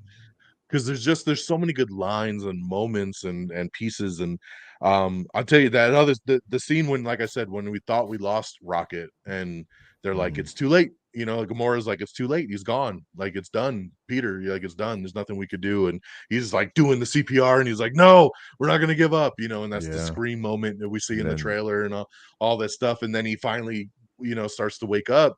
And when they hug, dude, when he wakes up, he hugs Peter, and then Groot hugs them too, and he starts branching Oh, kind of yeah. around them. That was Oh, dude, that's when I was like, that part killed me, dude. I was just so like, Yes. because Yeah. just when I saw Groot's arms start stretching and kind of linking Yeah. around them, like the three of them together, and and I love that every time he was like, my best friend's dying, and Drax would be like, second best friend. Yeah. Second best, yeah. I like to at the end when they Second come best back to the hug thing, and Warlock like slowly like reaches out and puts his hand on him, and he's kind of Yeah, he comes in kind of for does the on the top. And And I like too that he was like, why would you save me? And and they're like, Yeah. everybody deserves a second chance. that was Yep. cool. That was cool. and the animal rescue, like just so many moments. Except for the Yes. monkey saving mauling the lady's saving all the face. raccoons. Yeah. Which one? The monkey, like when they all the animals are going off into the nowhere, and this monkey just randomly Oh. jumps off and just starts clawing the lady's face. I'm like, oh shit. Oh, it's Nah, but crazy. yeah, Oh, so man. much. So much. So much good stuff, guys. So much good stuff. And that's just with one watch of this movie, man. I can't wait to see it again and kind of pick up on more stuff and more connections, because I'm sure there's so much more, man. There's just so much of heart and emotion and laughter, and it's just, this movie just hits you in every single feel, man. This is like Inside Out, like for Guardians, like just getting all them emotions right there, man. So we'll jump in real quick to mid-credit scenes, post-credit scenes, Okay. So of course we got two scenes here. The mid-credit scenes, we meet our new Guardians of the Galaxy, right? Mhm. We saw that Rocket is the leader now, so he's on a planet with Kraglin and Adam Warlock, Groot, obviously, Cosmo, and then I know that, what's that girl's name? Marvelloso. Phyla, yeah, I remember. I'm not even. Philoso. I've seen her Supposedly in the comics comics, she's Captain Marvel's daughter. I don't know if they're gonna, can make that connection. Obviously in the MCU, Phyla or something like that. Yeah, Phyla, yeah, that Phyla. sounds though. right. So we have the new group, and they're all talking about music, right? What kind of music you like? Oh, I think I like Britney Spears and Korn. You know what I mean? Yeah. Yeah. go. Like it's just like everybody's doing their thing. And they start, and then they put on the original song, right? Like this is a Yes. classic. This is what we like right here. And then Yeah. the action scenes coming, and it's like, all right, let's go. And then wake up, Groot, and Groot is King Groot, It's King like Groot, just like man. Yeah. massive dude, Alpha Groot here with the big crown on his head, and just like, let's go, you know, like, and you Yeah. get that big normal Marvel shot of them all running to do their thing, right? And pretty cool, man. So just we'll stop there. I mean, what do we think of the new crew? Do we think we'll get something with this crew? Will there be a Guardians 4? Will we get a spinoff? Or do you think a something with this new crew? Will we just see them maybe in something else? What's our thoughts kind of with them kind of leading us here with this new iteration? Frigginz. I'll be surprised if we see a movie with this crew. I could see them maybe doing a special. So I could see having this introduction to some of these newer characters in this new format, because Disney Plus is, you know, really pushing all these like little side characters, and like we're gonna get the Echo show and things to that nature. So I feel like this would fit, assuming they could find a way to do so with a limited budget. I cannot imagine that we're going to get a full-on Guardians movie with this new crew. And I have a reason why, but I'm saving that for our next discussion. Yeah, I feel like this is more of a Disney Plus special, or maybe a limited show, but I feel like it's more in that special range. Interesting. Peeps, what do you think? I'm thinking. What'd you think of the scene? Let's talk about that too. Well, I just want to say my favorite part of the scene was playing that "Come and Get Your Love" song. That song was a song that I did remember that one, because I love the tying it back to that original amazing. I still call it an opening scene, although I know it's not the opening scene. But it's opening adjacent. Yeah. Honestly, like I didn't really like the team all that much. They look like they're going to be like a powerful team, like for sure. But I guess maybe their dynamic, which we didn't really get to see all that much. It's like Kraglin is very, you know, in terms of his personality, like he's not really much, right? Like he's probably the least, everyone's least favorite. And then Adam is amazing. Rocket is amazing. Groot is like, come on, it's Groot. But now I love his new design. And then like we know nothing about this other character. So like, but how does that dynamic work? Which I don't know, but I would like to see more of that, to be honest. I do. Don't forget Cosmo. Oh yeah. Cosmo's there. Yeah. Good dog. But yeah, no, I could see them doing something with this team. That's the thing, and everyone's going to be super overly critical over whoever they pick. It's going to be like I could see like Taika Waititi or something like that. Well, he's probably never going to come back for a Marvel movie, but like them picking some like super eccentric like, comedian, like director, serious director to do something like that. So it's going to be hard. And then are we going to just call it Guardians 4? No, it's going to be, I think it would be called something different, you know. But like too. What do you call them? Like what, like they are the Guardians, or maybe it's just the Guardians, just the Guardians, like yeah.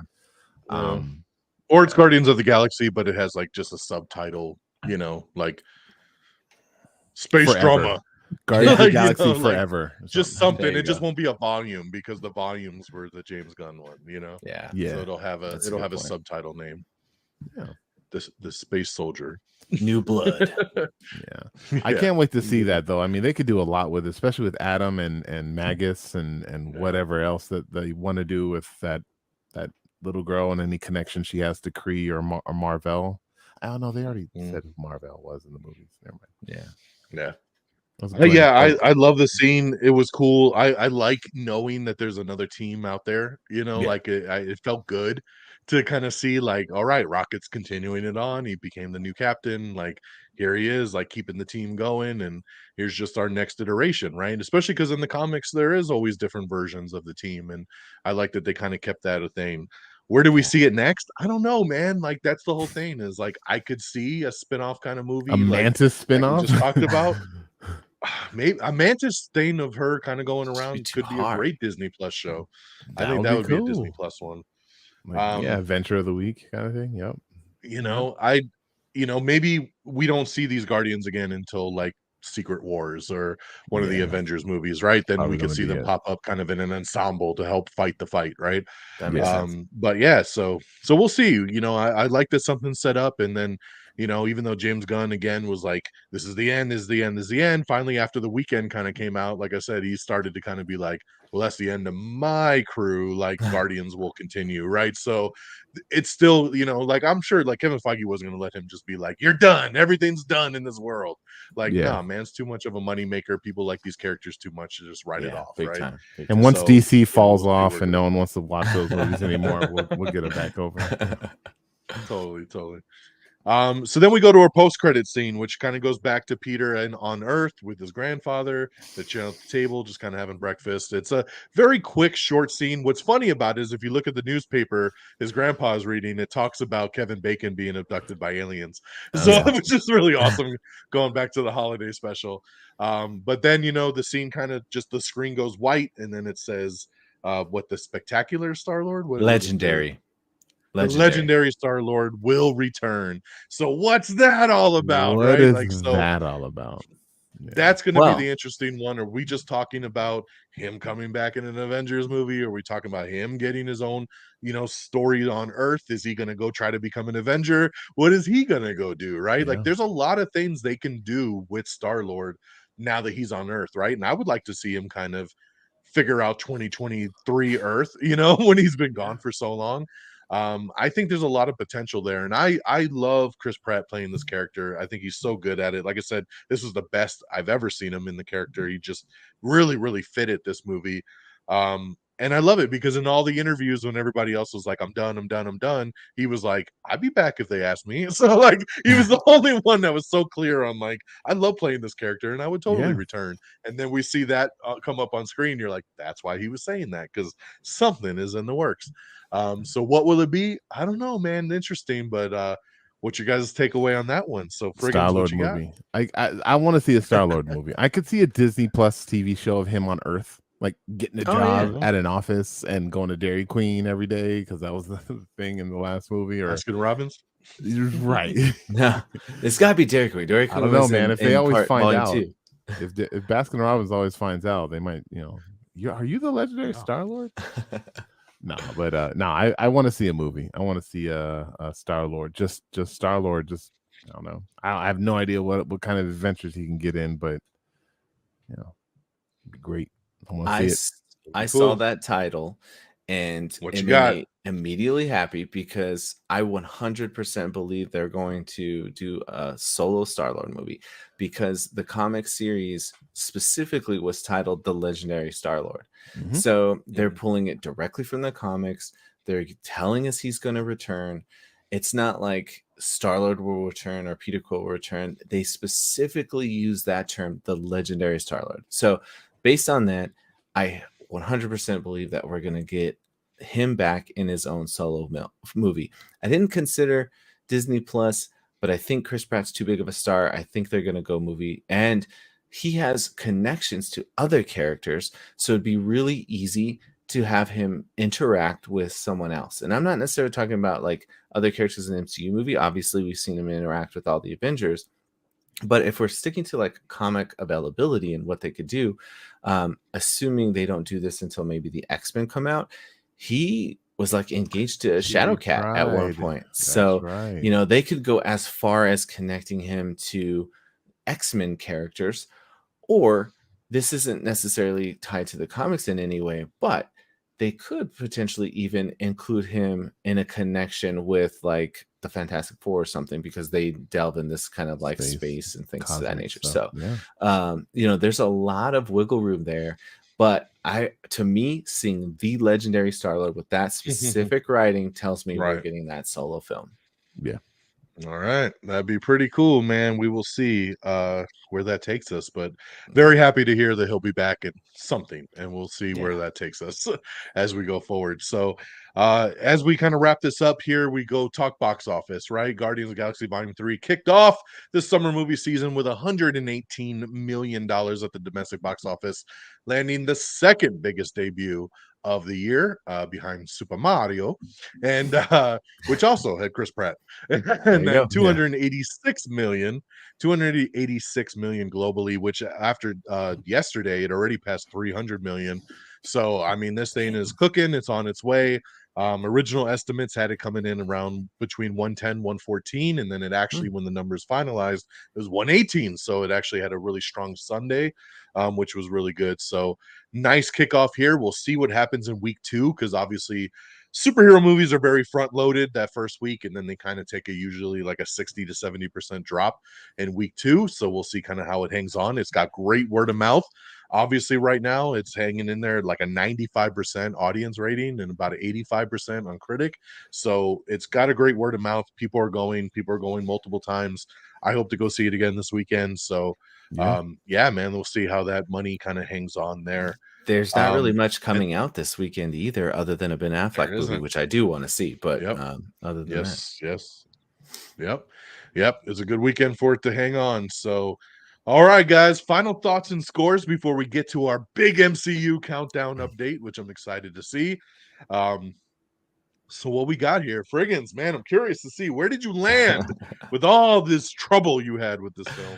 What is your final thought and your score on Guardians 3? Again, final thoughts. I feel like it's this battle of objective or subjective. There's things I liked objectively. There's things I didn't like subjectively. Definitely making the enjoyment of like a repetitive viewing difficult for me.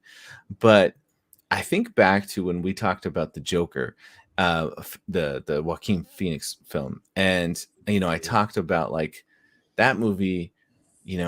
I listed all these amazing things that it was. I gave it 5 stars, and I said I never want to watch it again. And in this regard, while I'm not eager to watch it again, I definitely will watch Guardians again. I do want to watch it again at some point, but again, I had a lot of those subjective dislikes. So with all that being said, I'm actually going to give it 4.5 out of 5. After all that, this dude gives a 4.5. I know that hurts him, though. I know that hurts him to say. It does, and I can't give it the full 5 just because, I want to reserve that 5 for like I'm extremely excited and happy about this movie, and I'm like everyone's got to go watch this, whatever. Or it's at like with the Joker, and again, I know I said I didn't like that movie, but it was done at such a level that it was really hard to complain about things other than a subjective dislike. So again, I have to stick at that 4.5. I'm still teetering on that. Maybe that might change. You might see my score change on that, maybe after a couple rewatches, but that's where I'm sitting right now. That's where I'm sitting at right now. Okay. Peeps, what you got? 5-star, fantastic movie. You'll see when we drop our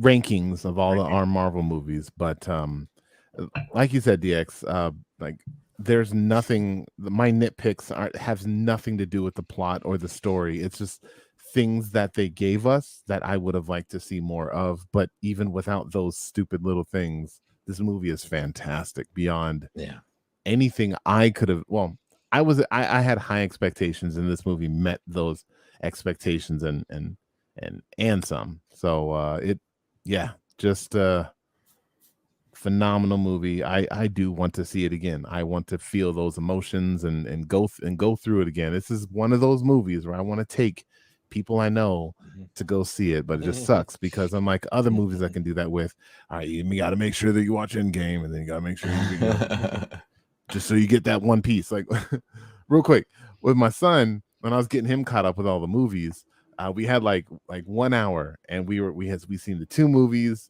and we had 1 hour to do the whole spiel with Infinity War and Endgame, and I got to the scene and I showed him the scene. I'm like, all right, this is her, and this is why this is important that she's dead, but she's not dead. He's like, what are you talking about? I was like, you'll see. You'll Let's see. go to the movie. So, Yeah. That's when you just throw on the Legends episodes on Disney Plus. Oh, That'll there get you you all go. caught up with everything you no, need. no, they're not as good as mine. Like the context I add to it is way beyond. I don't know. They're anything. pretty good. They show you everything I you know need they're pretty in about good. 6 funny. minutes. So Yeah. they're pretty good. I love those. Yeah, I agree. 5 stars, baby, all the way. This movie is awesome. It's my favorite movie of the year right now. As it Same. stands, it was Not me. amazing. You know. We know, Fred. We know. But you know, I've seen some of the other movies Fred's given 5 stars to this year, and I'm just a little sad that Guardians didn't make that. But some of the other shit. Check out We'll his talk about Letterboxd that next today. year in the. You'll be Oh surprised. yeah. I'm definitely gonna get the fuck out of here. But amazing movie, like I said, dude. Emotional roller coaster. You'll laugh, you'll cry, you'll have fun. Amazing action, written very well. Story's awesome, and just really gives you every note you would want from a comic book movie. So, big 5 stars here. Absolutely loved it. So, all right, it's what a lot of y'all came to see, which is the updated MCU countdown. Like I said, this is the 32nd film in the MCU. So every time this list gets bigger and bigger and things shift around, 32 movies, guys. So Frigginz, take it away, man. All right, Let's here see we where go. Guardians lands as of this moment. I know where guys- it's going to land. 2023. You guys are definitely going to be disappointed with this. Number 32, Guardians of the Galaxy Vol.3. No, I'm just kidding. I was waiting for that. Okay. There's no I was looking at your face specifically, and know better. yeah. All right, number 32, Iron Man 2, always at the bottom forever. Number 31, Hater. 31, Iron Man 3, 30, Eternals, 29, Thor Dark World, 28, The Incredible Hulk, 27, Captain Marvel, 26, Ant-Man and the Wasp, 25, Spider-Man Far From Home, 24 is where I have Quantumania, 23, Black Widow, 22, Avengers Age of Ultron, 21, Thor Love and Thunder. Last time we did this, I have rewatched some of these, so I can't remember if there's been any shifts since the last time we talked about it. But anyway, I did move a few things around relatively recently. Number 20, Doctor Strange, the first one. Number 19, Thor, the first one. Number 18, Wakanda Forever. Number 17, Doctor Strange, Multiverse of Madness. It's coming next. Here we go. How did you know that Guardians of the Galaxy Vol.3 was going to be number 16? Yep. I guess it's just because you know me so well that I really love the ones above this one. So 15 takes us with Ant-Man number 1, 14 Guardians of the Galaxy Volume 2, 13 Spider-Man No Way Home, 12 Black Panther, 11 Thor Ragnarok, 10 Captain America the First Avenger, 9 Shang-Chi. I said that wrong. I think it's Shang-Chi. Sorry, Shang. It's Shang-Chi. For like 35 years Not of his my cousin, life. Shang-Chi. See, Shang-Chi. 35 years of my life, I said it wrong, so it's hard to get it fixed. Number 8, Avengers, the first one. Number 7, Civil War. Number 6, Iron Man, the first one. Number 5, Spider-Man Homecoming. Number 4, Infinity War. Number 3, Endgame. Number 2, Captain America Winter Soldier. And number 1 is the first Guardians of the Galaxy. Come and get your love. Hey. Hey. What? Nice. That's a good call on where it was going to land, Peeps. I'm surprised you got exactly where it was at. I have no idea where you guys are going to put it. What you got? All right, number 32, Iron Man 2. I agree, Frigginz. Number 31, we have the first Thor movie. Number 30 is Iron Man 3. 29 is Captain Marvel. 28 is The Incredible Hulk. 27 is The Eternals. 26 is Thor Dark World. 25 is the Captain America, the First Avenger. 24 is the Black Widow. Why did we make this so late? 23 is Doctor Strange. 22, Ant-Man Quantumania. 21, Thor Ragnarok. Shut up, guys. 20, Shame. 20 20. Let the hammer pull you off. Or was it Thor 21? Love and Thunder. No, we're at 20. Love Okay. and Thunder. 19 is, gosh, I always do this. Avengers 2, which I think is Civil War. No, Age of Ultron. No, Age of Ultron. Age of Ultron. Okay. Number 18 is Ant-Man and the Wasp. Number 17 is Spider-Man Far From Home. 16 is Ant-Man. And now we're top 15. Number 15 is Captain America 3, which I think is Civil War. Correct. Yes. Then I have Spider-Man number 1 at number 14, which is Homecoming. Black Panther number 13. Number 12, I have Doctor Strange, Multiverse of Madness. Number 11, Shang-Chi. Top 10 now. Number 10 is Iron Man. Number 9 is the first Avengers movie, 2012. Number 8 is Black Panther, Wakanda Forever.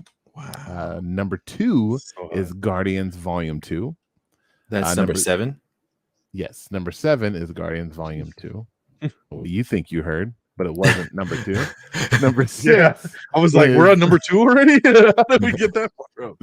Number 6 is, and this is where I think, like, they're all just like, there's like 5 of these that are literally exactly on the same level, but whatever. I have to make a freaking list. Yep. Number 6 is Spider-Man No Way Home. I think Spider-Man 3. Yep. Number 5, top 5 is Endgame. Number 4 is Guardians 1. Number 3 is Guardians 3. Wow. Interchangeable, potentially those two. Yeah. Number 2 is Winter Soldier, which at this point, I think I need to watch that movie again to see if it really stands up. And then number 1, it does. It does, by the way. And always be. Yeah. Okay. I don't think it stands up as much as it used to. It gets better It's with age. still great. It's like a fine No, wine. it doesn't. I It don't even doesn't. like wine. I don't know if that's good. Fine Wow. cheese. So Infinity you had War it at number number 3. What'd you have it 3. at? 3? 3. Number 3. Volume 3, number 3. Yeah. Wow. I'm wondering if Don's going to Congratulations. have it Yeah, at that's 5. massive. That's my No, guess. Spoiler alert, I do not. I do not. Oh, all right. Yeah. All right. It'll be within the 6. It 10 to can't. 6. It can't break the Avengers though, because that's always his top 4. Exactly. yeah. See, 10 to he's 6. smart, he's smart. All right. Number 32, Captain America, the first Avenger. Number 31, Iron Man 3. Number 30, The Incredible Hulk. Number 29, Black Widow. 28, Eternals. 27, Thor: The Dark World. 26, Ant-Man and the Wasp: Quantumania. 25, Iron Man 2. 24, the original Thor. Number 23, Captain Marvel. Number 22, Doctor Strange. 21, the original Ant-Man. 20, Ant-Man and the Wasp. 19, Black Panther: Wakanda Forever. 18, Black Panther. So back to back there. Number 17, Doctor Strange and the Multiverse of Madness. Number 16, Shang-Chi and the Legend of the Ten Rings. Number 15, Spider-Man Far From Home. 14, Iron Man. Number 13, Thor: Love and Thunder. Number 12, Spider-Man Homecoming. Number 11, Guardians of the Galaxy Volume 2. Okay. Number 10, Guardians of the Galaxy Volume 3. There it is. So it comes in number 10 for me. Number 9, Captain America: The Winter Soldier. Number 8, Spider-Man No Way Home. Number 7, Thor: Ragnarok. Number 6, Captain America: Civil War. Number 5, the original Guardians of the Galaxy. Number 4, Avengers: Age of Ultron. Number 3, the original Avengers. Number 2, Avengers: Endgame. And number 1, Avengers: Infinity War. Interesting. So there you all have it. So look at that little widespread. So Frigginz, where'd you have it? What number? 16. 16. So we had 16 for Frigginz, number 10 for me, and number 3 for Peeps. So there you go, man. Yeah. Pretty awesome. Yeah. So there you guys go. That is the updated MCU countdown. So on that note, we've done it. That is the Am I Still on the Air Guardians of the Galaxy Volume 3 spoiler review. Thank you, everybody in the chat. Thank you, everybody that is watching, everybody that's listening at home or on the way to work, or even if it's your third listen, because these things are always about 2 hours and it might take you some time to get through it. Breaking in chunks. Thank you for chugging along and listening and sitting with us for this time. We really appreciate it. Hopefully you've enjoyed. Go back and check out some other Am I Still in the Air? We got spoiler reviews going back for years. And then within the last year or two on video format as well too. There's a playlist on our YouTube channel. So go to youtube.com/Am I on the Air. Look for the playlist. This is Am I Still in the Air? You can watch all the other movies that we talked about on here as well too. Always a lot of fun. So let's go around the horn and let's wrap this baby up. So Frigginz, tell the people, where can they find you? Well, as you just said, you can find me on these Am I Still in the Air specials, the Am I on the Air YouTube pages or Red Dragons Radio. So definitely check all that fun stuff out. There's tons of amazing podcasts and things on that reddragonsradio.com website. On top of that, if you like stuff I say, then come join me on Instagram or Twitter. That's at Frigginz, Frigginz, Frigginz with a Z. I have been this year started little movie reviews that I post on both those sites. I call them my friggin' movie reviews. They're short. They're usually less than about 3 minutes. And I do a non-spoiler review of all the movies that I've been seeing in the theater. I've held off on this Guardians one because I wanted to do this thing first. So that one will that'll probably post tomorrow for the non-spoiler. And yeah, check me out there. Other than that, I think that's all I'm doing right now. Word. There you go. Peeps. I'm on the People's Forum. Don. Yeah, I do a little podcast thing. I love talking about this kind of stuff. Yeah, so the People's Forum on the reddragonsradio.com. So yeah, I have some of these guys on there every now and then to talk Fun about stuff. stuff and things. So yeah. Ooh, we're gonna have to watch Visions to catch up on that one. Oh my gosh, don't get me started. Yeah, on the Twitters as well. You see it, number for my peoples on the Twitters. Yeah, just tell me how much you agree with everything I say and how I'm not wrong about anything I say. I'm just kidding. I love arguing. It's great. Ever. All righty. And of course, make sure you follow the show at Am I on the Air. And of course, see the little ticker there at the bottom. It's got all the different socials. Pretty much Am I on the Air and everything you can look to find. Make sure you subscribe to the show. Our regular podcast airs every Tuesday, always bringing you up to speed on everything going on in TV and movies every single week. Got a non-spoiler review over there for Guardians this week and a couple other movies and TV shows. So make sure you check out the regular podcast feed there for that, and you can follow me directly at DONMEGA as well over on Twitter. But yeah, that's it, guys. So thank you so much. It is May 10th, 2023. That has been the Guardians of the Galaxy spoiler review. I'm not sure the next big one that we'll get together. Maybe we'll talk about the summer movie season, or we'll do something fancy because there's not another Marvel. Flash. Well, you know what? Flash. We got Flash. Yes. So we don't got no Marvel shit till like November, but we got Flash, we got Blue Beetle, we got Aquaman later in the year. So yeah, there's some good other stuff coming, especially Flash, man. I know we're gonna have some good conversation there about that one. So that'll be mid-June. That will be so about a month away on that one. We'll be able to We're gonna get nuts. Sure. Let's get nuts. You want to get nuts? Let's get nuts. So yeah, it's gonna be awesome. So thanks everybody again for listening, and until next time, y'all. Peace. Peace.